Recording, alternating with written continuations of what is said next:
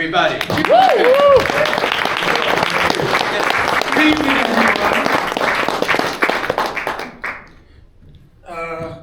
There's a story in my pocket, but I don't give it out easy. So if you want to hear the story, you have to ask for it. And you have to ask nicely. You have to ask me, give me one more story. Give me one. Give me one more story. Give me one more story. You know, the tricky thing is, you've already had incredible storytellers tonight. You've had Lakshmi, you've had Fanny, you've had Adham, but you still want more stories. Yes. Do you want more stories? Yeah. You have to ask for it. Give me More stories. Please. You know, the last time I told this story,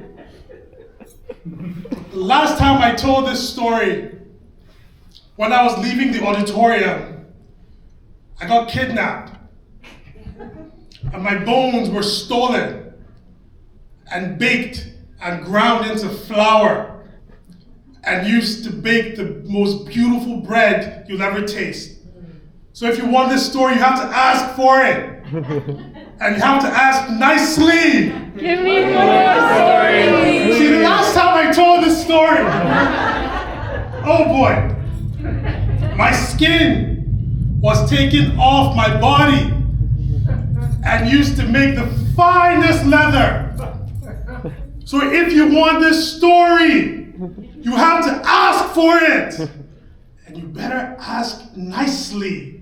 Give me one more story. Last time I told this story, my hair was taken off my head and used to make the most precious, soft pillow. So if you want this story, you have to ask for it and ask nicely. See, my life depends on it. Give me one more story. This story does not take place in a place. The world was so young, it did not yet have a name. This story does not take place once upon a time. Time was not yet born. Some would say this story is a reason time was born. But in this story, there's a spider. In these stories, there's always a spider. I know I'm in a room full of famed storytellers, and you all know of that trickster spider who goes by the name Anansi. This is not a story about Anansi. The spider in this story is Aso. Say her name. Aso. And Aso lived at the edge of the world, the beginning of time, with her 7 wives and 77 sons. And every season, her sons and her wives will gather around her, and Asa will take their tails and spin them into beautiful bowls and yarns of web. She will light a campfire, and her wives and her sons will tell her unspeakable stories of all the things they had seen, the places they had been, and Asa will take these stories and spin them into beautiful walls of web. And this is how time passed. And the mountains heard about the beautiful storytelling of Aso and her wives and sons, and they gathered, and they told Aso their stories. And Aso took these stories and again spun them into these beautiful, beautiful yarns. And the rains will come, and the suns will come, and the tidal waves will come, and the typhoons will come, and they will all offer Aso their beautiful stories. And Aso will take these stories and spin them into beautiful yarns of web. And one season, the rain did not come. And the rain, being Aso's oldest and most trusted friend, she grew worried and terrified at why the rain had not come in her season. So Aso asked her first 2 sons, Kwame and Kweku, to climb the ladder to heaven. And on their back, she packed the most beautiful webs of story. And she told them to go to God and asked God why the rain had not come in their season. But when Kwame and Kweku climbed the ladder to heaven, when looking for God, they did not find God. Instead, they found a strange creature, a creature they had never seen in their lives before. A creature with 10 fingers and 10 toes, with woolly hair, with brown skin. And the creature asked Kwame and Kweku, "What are you doing up in the heavens?" And Kwame and Kweku told the creature, "We came looking for God. We have a story to give him, because the rains had not come in the season. So if we give God these stories, maybe God will find the rain and tell the rain to come and tell his stories to our mother." And the people looked at these two spiders, wondering what a story was, because they had never heard a story before in their lives. And people asked Kwame and Kweku what a story is. And these two boys told the people a story is a way to live a life you have never lived. And the people asked for a story, the first. And Kwame and Kweku took out yarn from their back, took out this massive ball of web, this massive ball of stories, and gave the people all the stories they could feast, and the people asked for more. "Give me one more story," they asked for. Even after a night of the most immaculate storytelling, they wanted another story, and another story, and another story, until Kwame and Kweku were out of stories, and out of yarn, and out of web. But Kwame and Kweku, having never met people before, told them, "We can go down the ladder. Our mother has many more stories in the house. We can bring them back up for you." But the people were not ready to trust these strange creatures, Kwame and Kweku.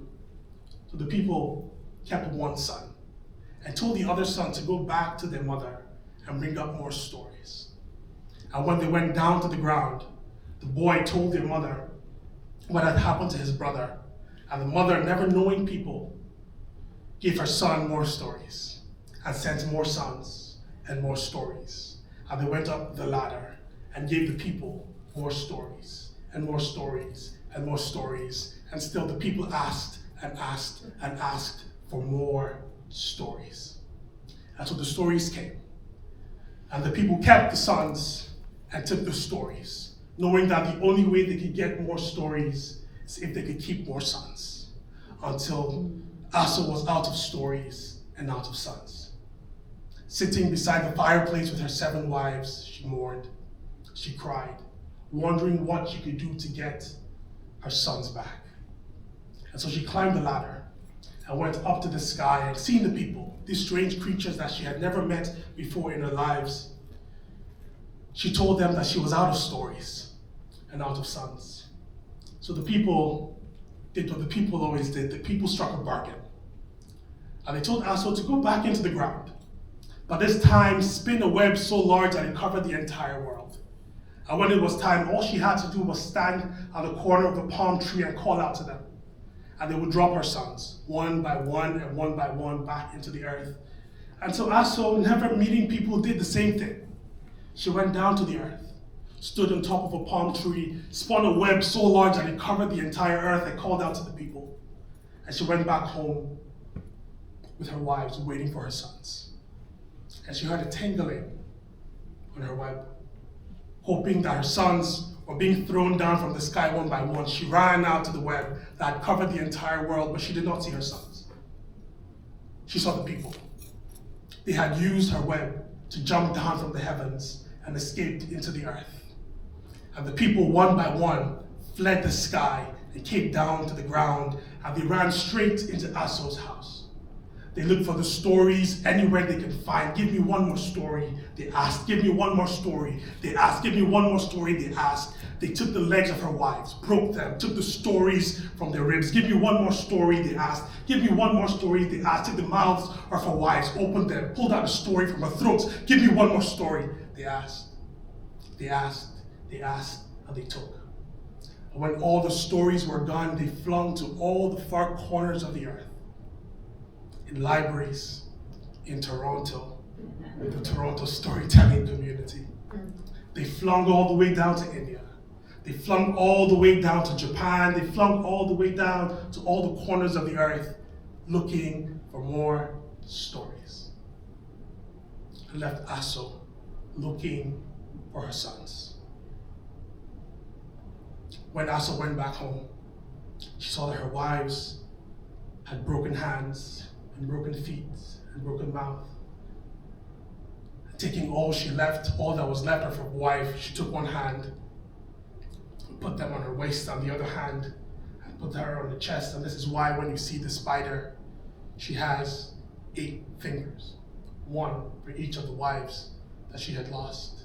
And with those wives, she searched the entire earth, looking for the ones that she lost. So you can take my hair, you can take my skin, you can take my bones. If you wish, you can take my life. You can take my stories. Is that not what you came here for? Look, all I ask in return is that if you see the spider spinning a web on the shelf, on the cupboard, in your cooking pot, just leave her alone. Let her be. Because that might be Aso spinning a web, just waiting for her sons to return. Thank you.